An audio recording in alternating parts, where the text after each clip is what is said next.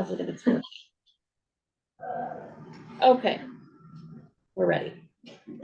Roll call. Yes. Technology. Okay, and then approval of the agenda.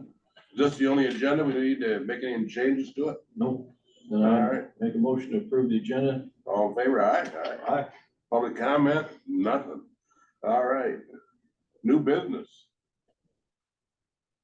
That's your supervisor training, something like that. Right. So recently we were made aware of a program called the Indispensable Supervisor. This is a program that another local health department near us has participated in with their management staff, and they really recommended it.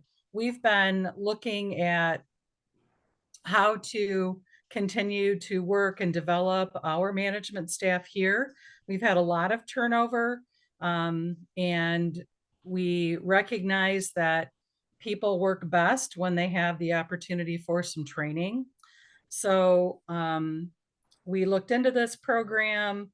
I was pretty excited about it. I reached out to MDHHS with regards to one of the grants that we received and asked them if this grant would qualify to pay for this training, which, as you can see in the email trains there, I was approved to use grant funding to pay for the Indispensable Supervisor training.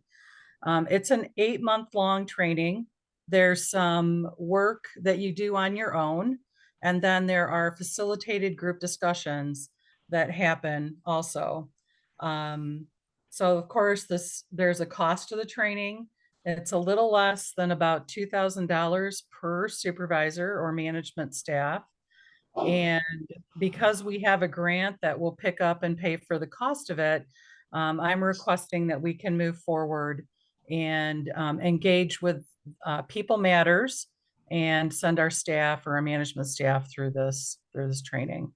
I do have one coordinator I want to add in that is not a direct supervisor. So otherwise, it's all the directors, myself, the supervisory staff, and then one coordinator. Okay, Teresa, is that grant gonna cover this 100%? Yes. Okay, so my next question is, by adding another coordinator, that's gonna change the entire cost of the program, right?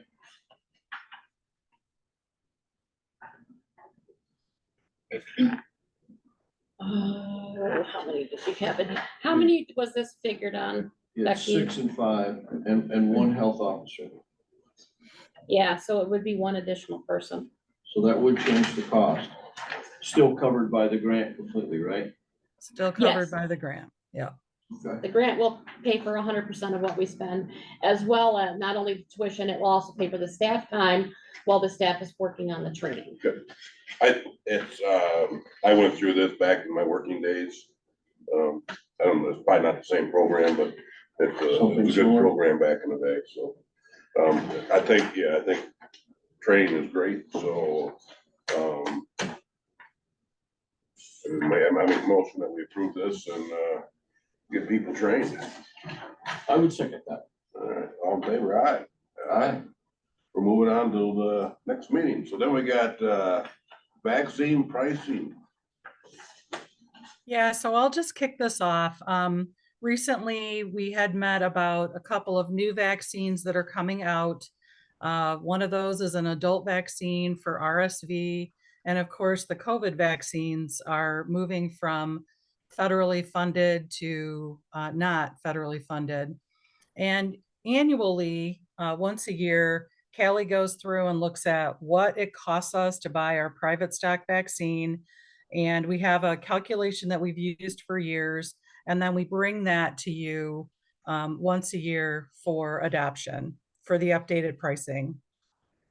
And what I'm proposing that we do is adopt a formula that allows the agency to follow and make updates to our vaccine costs as they occur. So that's what's before you today. And Callie, I'll let you add on. Okay, I don't know that I have too much to add on. We didn't ever have our formula for this in writing in a policy form, and, you know, Becky had this idea of making sure we do that, which is good, so anybody can pick this up then if needed. If I'm not here, our immunization coordinator could, or anybody looking at the policy would be able to figure out how to calculate the cost of private vaccine. So instead of bringing you, one vaccine at a time, if we need to make quick additions to the list of something that we want to have here, the formula will already be on paper and approved and calculated, exactly how to do that. So it's the formula that we usually bring you with the fee schedule is the cost per dose. So that's the cost that is on like a manufacturer website or a company website for us to purchase the vaccine, plus 30% plus a $30 admin fee. So do you feel the $23 admin fee is appropriate? Is that enough to cover everything?